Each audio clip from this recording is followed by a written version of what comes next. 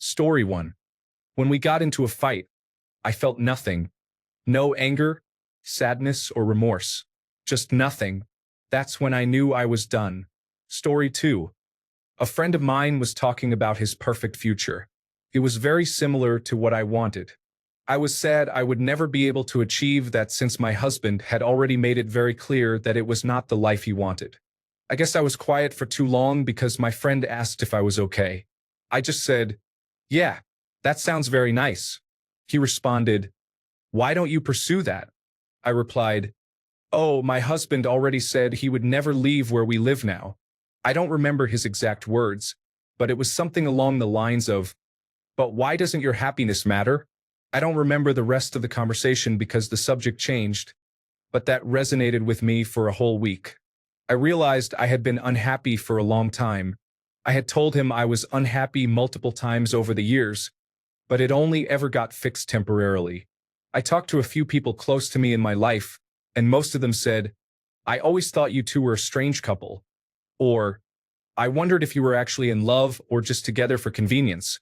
When I asked for a divorce, he was very blindsided. He thought things were good. I do not know how long I would have stayed had my friend not talked about his ideal future.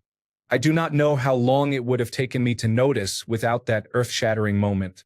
The second time that confirmed I made the right decision was when I talked to him about how unhappy I was, and he left. I felt relief that it was over. He came back and wanted to fight for me. I felt fear of being stuck forever. We decided on a divorce a week later. I don't think he reads this forum, but if my ex does see this, I'm sorry I didn't know sooner. I'm sorry we couldn't communicate better. You're a good person. You deserve happiness. Story 3. When he blindsided me with a conversation about how he knew I was cheating, I wasn't, and I'm still not really clear why he might think I was. That on its own wouldn't have been enough. Maybe he misunderstood something, or maybe anyone can get wound up. But throughout the following exchanges, in response to whatever I said, asking questions, expressing confusion, telling him I wasn't, he always had some type of dismissive response, as if he knew I was lying when I wasn't. So if I got upset at the allegation and how confusing it was, he'd respond with, "Ah, I struck a nerve, have I? The truth hurts, doesn't it?" If I asked what made him think I was cheating, he'd say, "Oh, wouldn't you like to know where I got my information, It reached the point where if I insisted I hadn't cheated, keeping in mind that I hadn't committed any indiscretion, he'd claim I was manipulating him into doubting what he believed was true. By this time, I was incredibly upset and angry because he twisted the meaning of manipulation to suggest that contradicting him and telling the truth was the same as gaslighting. I think this misuse of the term was a significant moment. Whatever happened after that endured for days, followed by several months of difficulty. Eventually, he seemed to withdraw the accusation, for the time being, as it resurfaced later, and I still don't know why, while I became invested in him, pouring too much of my energy into trying to make it work. But the irony is that he had broken trust. Someone who insisted on being faithful in one sense, physically, had completely betrayed me in another, emotionally and intellectually. Looking back, many things clarified after that moment. The way he talked about people at work and his friends, his favorite word was undermining. Everyone was undermining him all the time, along with his inability to keep a job or a relationship before me. It was incredibly scary. I had childhood obsessive-compulsive disorder, and at one point, I felt all these intrusive thoughts returning. Had I done something I couldn't remember?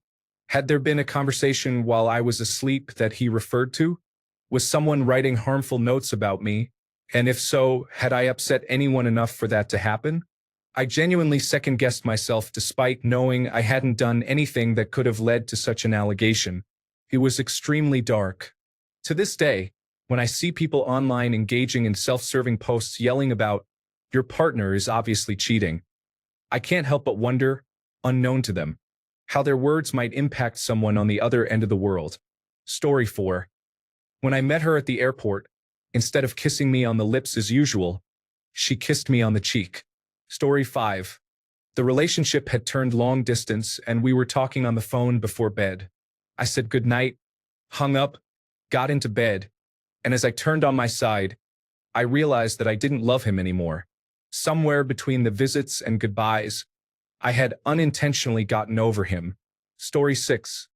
Well, obviously all my relationships have failed, and I have been single for a while. The last one was when my ex mentioned the elephant in the room. We had just become two friends living together. The problem is that it had been a 26-year span. Story 7. When contempt slips in, you fight it. However, as soon as that happens, it's best to wrap it up and move on. Story 8. When I realized the relationship was one-sided, I fought to stay together, but they were indifferent. I knew their words meant nothing, while their actions spoke volumes. I jumped when they asked, but when I needed them, they were busy. I would move mountains to speak to them, but they only spoke out of convenience. It's easier, less lonely, and less painful to be alone. It's time to let go. Story 9. She suggested we take a break. I asked her if she wanted to be together afterward, and she said she didn't know. That was the final nail in the coffin for that relationship. It was over then and there. Generally, things are already over if one person suggests taking a break. But when the person doesn't know whether they want to be with you, that's as conclusive as it gets. I did not consider a break and simply moved on. Story 10. They started to become distant, with less communication and frequent excuses not to hang out. Story 11. After 7 years of dating, I found out he cheated. We had been arguing and figuring things out for a day or two regarding living arrangements and other matters. I had never had a problem with his natural smell until the day we broke up. Suddenly, his natural odor physically repulsed me. That's when I knew it was over. I have no regrets or remorse about leaving him. Follow your instincts unless you're congested. Story 12. I realized I was the only one putting in any effort and initiative in the relationship. Whenever I asked for more from him, he would make excuses about his depression, how busy he was, or the chaos in his life.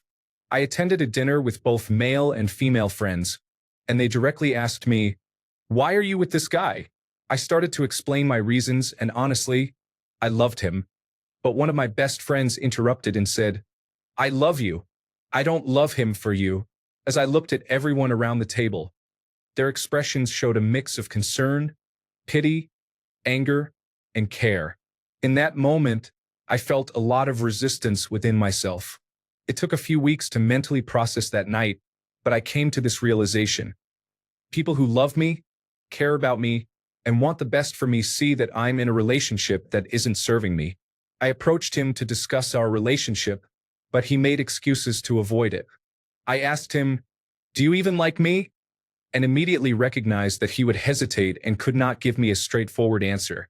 I decided to end things with him. In hindsight, I see that I had blinders on because I was so invested in him. However, during the years of him being an absent or uncommitted partner, I focused on my personal growth, improving my career, healing my relationships, expanding my network, and letting go of unfulfilling friendships. I stayed with him, hoping that my growth would make me good enough, and that he would eventually appreciate and love me. Eventually, I realized I don't need this anymore. I believe I healed the part of me that felt the need to earn love and was drawn to avoidant men. So, it wasn't a net loss. I genuinely feel that I met him for a reason and grew tremendously from being with him. Not because of any effort from him, but because of what his lack of effort taught me and how it pushed me to evolve. Story 13. When he surprised me with a vacation to Hawaii, I accidentally saw the emails. It was actually a trip for him and the girl from accounting. He didn't know I had access to his work email for our shared calendar. The worst part? He still went, just with her instead. Story 14. The times she mocked me for my depression? No. The times she withheld my antidepressants and stimulant medication because of my attitude while going through withdrawals? No. For disrupting my therapy? No.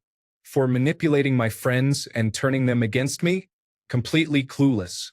The times I caught her lying to my face? No. The times she cheated on me? No. The times she told me it didn't matter what she agreed to because she felt differently now? Definitely not. When she expressed the shame of how she made me feel and then claimed to others that I was physically abusive to her? Absolutely. This was the final straw. Story 15. She asked me to read The Ethical Slut, so I could better understand the open relationship she desired. Story 16. The amount of times he told me sorry did not result in any change in his actions. If I had to count, it would definitely be over. I just didn't leave sooner and gave him too many chances. We both made mistakes. Story 17. He made me sleep on the couch while his two cats slept on his queen-sized bed. Throughout the night, the cats ran around the apartment, waking me as I tried to sleep. The following morning, he never bothered to ask if I had slept well. He was completely oblivious to how selfish he appeared to me. I remained quiet because we were about to drive to his parents' house for the holidays.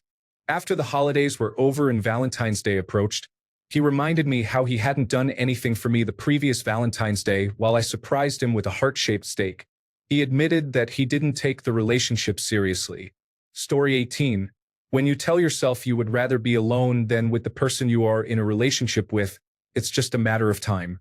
Most people stay longer than they should, which only delays the outcome and prolongs the misery. Story 19. In regard to the marriage, there were cracks forming at the 15-year mark, probably even earlier. I lost my job, and it felt like I was less of a person to her. I was kicked out of our bed because of my snoring, and I was always walking on eggshells around her. It got to the point where I didn't want to be in the same room. I knew it had been over for years, but I stayed because we had children. She acted shocked when I said I was divorcing her. The ironic thing was that she sent me a text saying she realized she had not made me a priority when it finally hit her that I was not coming back. You treat someone poorly for years, and then you wonder why they leave you. Story 20. In hindsight, there were many signs. What finally made me realize? He was hospitalized for a week. I took him to the doctor and later to the emergency room. I was the dedicated wife, took family and medical leave act to care for him, and never left his hospital room except for 1 to 2 hours to shower and see my child. I held his urine jug for him, assured him he would be okay, and acted as his medical advocate. On the second or third night, curled up in the tiny hospital chair while he slept, I realized that I didn't want to be there. I was there because I was his wife and felt I should be, not because I desired to care for him. I am a nurturer and caregiver. I always want to care for my loved ones. That realization, combined with the fact that my future would be similar because he refused to take care of himself, made me know it was absolutely over. Story 21. One evening in the mid-1980s, I came home from work, and my live-in girlfriend was sitting at her vanity putting on makeup. I asked, "What's the occasion?" And she said, "I have a date." Story 22. When he did something that crossed a boundary, my body couldn't relax around him anymore. Hugs or sleeping in his arms had been my safe spot, but that was no longer the case. That week, he was irritable with me, and I realized I had received more support and friendly conversation from the cashier at the convenience store. Story 23. When I couldn't listen to love songs or watch romantic comedies without feeling sad because I didn't experience that feeling of being in love or being treated in a loving way. Story 24. When I realized her paranoia, trust issues, and controlling behavior were not going to change, it seemed perfect only when things were going her way. I was essentially cut off from friends and had no social life. Story 25. When you visit Reddit and ask questions like, "People who have been in failed relationships, when did you know it was over?" Story 26. A relationship ending does not mean it has been a failure. The failure usually lies in not accepting that the relationship is over and not dealing with it in a positive way. Story 27. When he changed his mind about having children again, he wanted me to save the equivalent of 2 years' salary before we tried for kids. And I had. He said, "I guess if it comes down to having a child or a bigger boat, I'd rather have the boat." At least he was finally honest. He tried to backtrack, but I moved out the following week. Story 28. I had a nice boyfriend when I was 19, but he was immature and just wanted to party. Nothing was wrong with that, but we were living together and he wasn't stepping up. He often wanted to go out with his friends and party for 12 hours, followed by a day of recovery. I finally said, "I don't care what you do." I meant it. I just didn't care anymore. We didn't last long after that. Story 29. She said she forgot that you have feelings and struggles as well. However, nothing changed in the relationship. Story 30. 25-year-long marriage. I needed to know I was making the right decision.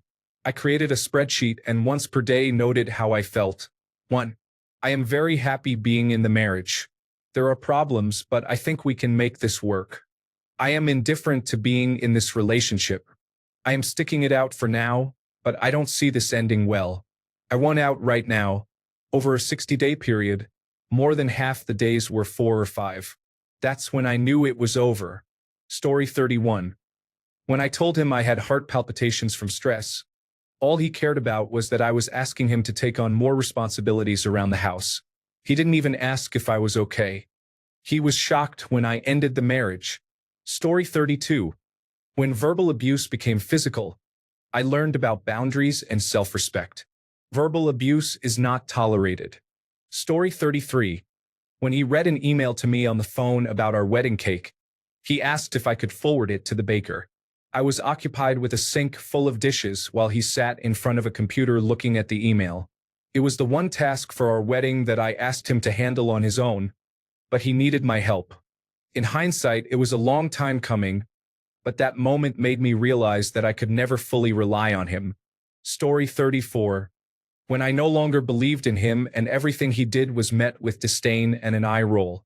He was a man-child, dependent and unwilling to step up and pull his own weight. He made promises, but nothing ever stuck. I realized that as long as we were together, he had enough of a safety net that he wasn't motivated to change. I needed to leave and let him fall so he could learn to grow and support himself. I did just that, and he's still a bit of a mess, but it's not my problem anymore. Not having to manage crises because of him has brought me so much peace. Story 35. I suspected her of cheating. Her mother texted me while she was at work, saying she saw them driving together when she was supposed to be at work. I found out later that evening he was playing with his pistol and accidentally shot her in the leg. I didn't go to the hospital or say goodbye. I went to her mother's house to grab a couple of things, and she told me to go enjoy my life and not look back. I apologize for my spelling. Lyme disease is affecting me severely right now. Story 36. There is so much contempt, suspicion, and derision I can take. When my mental health was suffering, he belittled, dismissed, and humiliated me while threatening to tell my parents. When I twisted my ankle, he refused to drive me to my appointment, so I drove myself with a swollen ankle. When I completed my first marathon, instead of giving me a hug to congratulate me, he told me he saw an ambulance and thought it was for me. Did I mention he found and ran a marathon before I did on purpose? He accused me of sleeping with my personal trainer, which was a cliché. He was secretive about money as if I were a gold digger, even though everything was split equally. I just wanted some basic human connection and support. All he did was project his issues onto me. Story 37. When I was upset about something he had said to me, he looked at me blankly and said, "It's not that big of a deal. I don't see why you're throwing a tantrum." He expressed frustration that I was pregnant with our youngest child because it meant he couldn't buy a motorcycle, as if it were all my fault. As if I got pregnant by myself, right? Story 38. I felt more anxiety when I was around him and more at peace when he wasn't with me. Story 39. She went to the hospital and did not return to the apartment. Instead, she stayed with her parents for weeks without any contact with me. It was officially over when I left for a weekend and returned to a nearly empty apartment, void of her belongings and the items she did not want. Story 40. When he left me alone at the train station at night with bruises, a bleeding lip, and crying hysterically, I was just 22 years old, and the next train was at 5 in the morning. It was New Year's. Story 41. When he chose to proceed with a hair transplant for himself in Iran, I had already scheduled abdominal surgery to remove a cyst the size of a mango from my uterus in the UK. I was incredibly anxious about this for months before scheduling.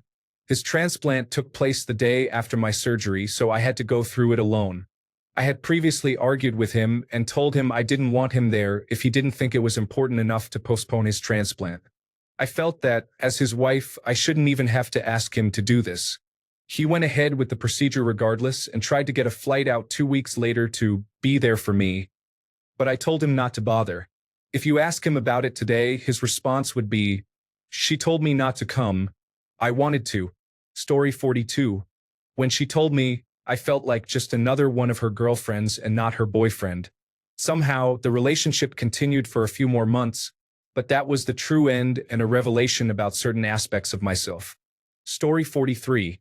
When we used to talk every day, she suddenly became unavailable for a few days after a disagreement. Story 44. Many things contributed to my feelings, but the final one was when I created an Instagram for my small art business. Everyone around me, including his friends, followed me to show their support, but he didn't even bother. He had been following random people every week for months, not art accounts, not new friends, not models or memes, just random individuals, which I suspect were people he interacted with on dating apps. I don't care about follower count. It's just the thought of someone who claims to love you being the least supportive in your life. Story 45. When he cried on my shoulder because he was struggling to deal with the fact that I had cancer. Yes, me, not him, had the cancer. He was not supportive as I went through brutal treatment. I know it can be hard on family and friends, but I needed him to gather himself around me. We struggled on, but ended up divorced for a multitude of reasons a few years later, including him being unfaithful. Story 46. It is difficult to pinpoint an exact moment, but several things happened over time. I believe the turning point was when he broke a promise he made to me, justifying it by saying that it did not count because I was on antidepressants at the time. Story 47. When I shipped off to Vietnam, a girl I was sweet on and who I had been dating told me I was special to her and that she would wait for me until I returned. That lasted about 4 months, and then I received a letter from her. It was what we used to call a Dear John letter. In it, she apologized, said she meant what she had said, but it had been so long. She went on to say she had met someone else. They had fallen in love and would be married in a couple of months. The date was already set. That letter was pretty clear about it being over. Story 48. He would consistently spend time with his friends on Discord and play video games after work instead of making time to be with me.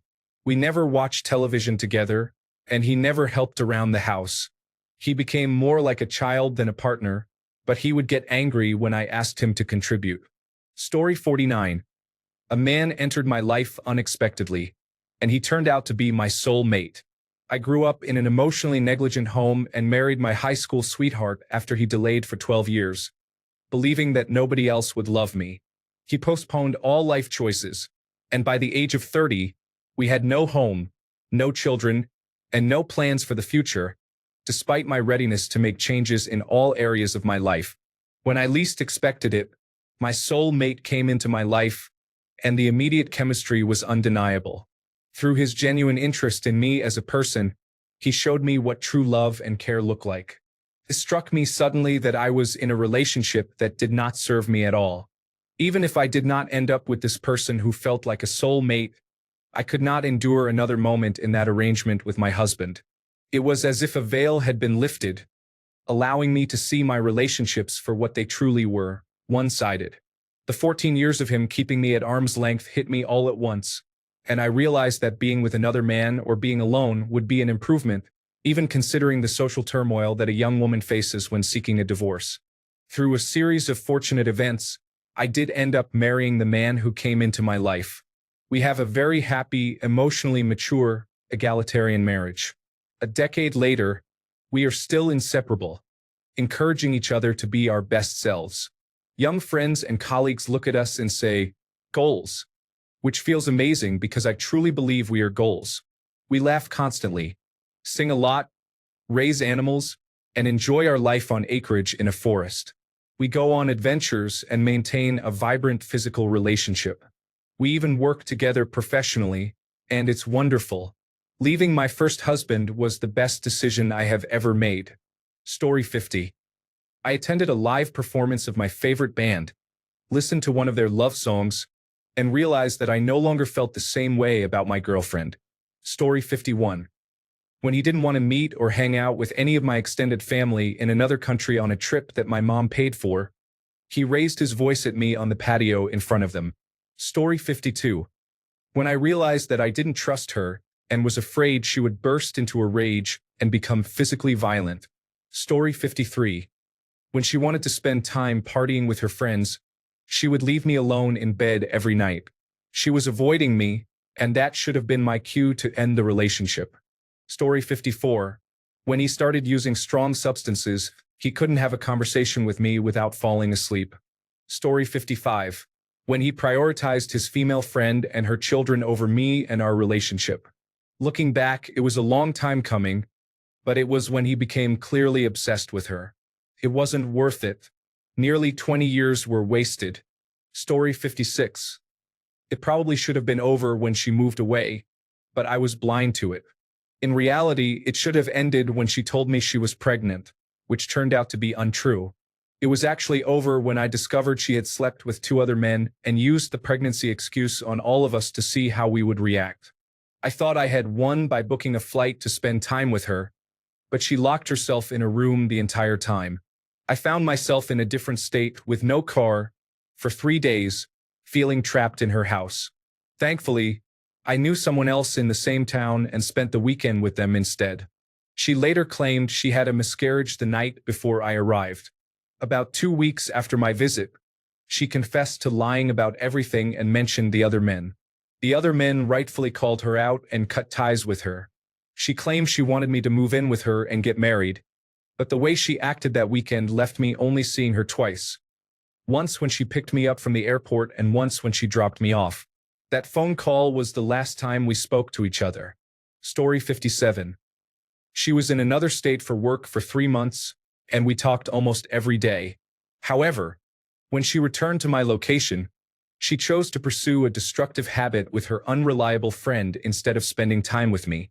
I didn't know she ever used drugs and was not pleased that she decided to do that instead of hanging out with me after work. Story 58. Probably when we both started being unfaithful and not caring. We were well aware it was happening, but we were just somewhat okay with it for whatever reason. We went on dates, slept together, and did all the normal couple things, but when we weren't together, there was no loyalty. Anyway, long story short, we broke up and both found people with whom we could have more normal relationships. Story 59. I knew it was over when, at a social gathering, I met a friend of my ex who had known me as long as they knew my ex. That person reacted to me as if my ex had just met me. I had not been mentioned as the boyfriend to this person for 12 years. That was the night my heart clicked off, and I knew it was time for me to start leaving. Story 60. I didn't speak for 48 hours and she didn't notice. She bought new underwear that was previously considered provocative. Having no female friends, she is going out with the girls, carrying her new underwear in her purse. Signs were everywhere once I opened my eyes. Story 61. When she slept with my friend while I was away in another state on a firefighting call. I don't want to try again. Story 62. We had been attending therapy together for about a year, and then one day I found a GPS tracker in my car. That was the moment I gave up. Story 63. When I got into an argument with her roommate, I realized he was indeed her boyfriend. First marriages can be challenging, especially when you are separated due to work. Story 64. When I got into an argument with her roommate after I realized he was indeed her boyfriend. First marriages can be challenging, especially when you are separated due to work. Story 65. When I argued with her roommate, I realized he was her boyfriend. First marriages can be challenging, especially when you are separated due to work. Story 66. When I had to beg her to show up for our anniversary, they frequently canceled our dates. Even when they suggested going out, I made other plans, unconcerned about being double booked because I knew they would likely cancel. She missed our anniversary but showed up a week later after I expressed how unimportant I felt to them. For me, that was the final straw. I took some time to think about it and ended the relationship. Story 67. When I realized she never believed that I was serious about our future, my one-sided efforts started to feel meaningless. Story 68. When I was sexually assaulted, his response was, "It sounds like you got drunk and had a bad experience." Story 69. I felt like he really didn't care about what was going on in my life. The final straw was when my grandmother had a major stroke and I went to visit her in the hospital. When I got back, he didn't ask me how she was doing. I met my husband a month after the breakup. Story 70. I knew it was over when my ex left town instead of paying the court-ordered support. I attempted to leave several times because it was an abusive situation, but this was the last straw. Never again. I wasted too much time on a morally bankrupt man and can only thank my lucky stars that I finally escaped him for good. Story 71. Taking my anti-anxiety medication allowed me to step back and realize that the way we communicate and live together is not healthy. Story 72. She wanted to move thousands of miles away to be closer to her family and asked if I would move with her. I immediately said no without first thinking about it. I probably should have been more diplomatic, but my answer likely would have still been no even after giving it more thought since I was already having serious doubts about the long-term viability of the relationship. That answer, and probably more the speed with which I gave it, did not go over well. The relationship limped along for another few weeks or a month, but that was pretty much the end. We were just in denial for the rest of the time. Story 73.